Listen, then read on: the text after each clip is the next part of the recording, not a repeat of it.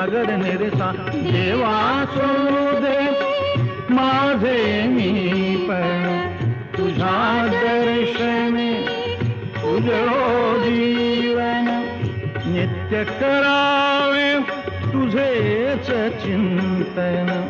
तुझ्या धुळीचे भाळी भूषण सदैव राहो ओठावरती सदैव राहो ओठावरती तुझीच रे गुणगाथा